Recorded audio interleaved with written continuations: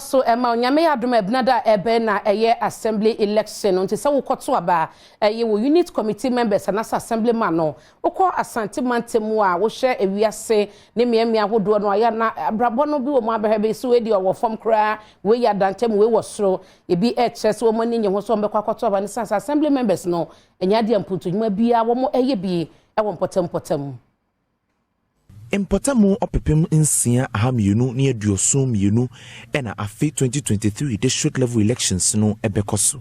Empen pino amanfo dodo na ena omomfa omo enhye district level elections mu.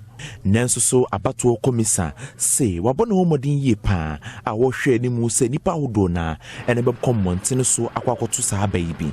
Nanso amanfo dodo na wote residential areas e wa Asante mantem ne titiru ni hyiae so adeyembra TUC ene Santase ena ye won adwen se wonfa won ho enhye sa abato yi mu.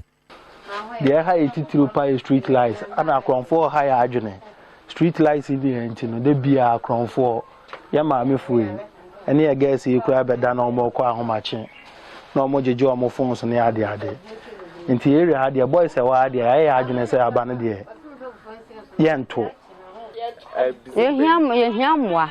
Abana kura ye wo fo mto abantumi mejan.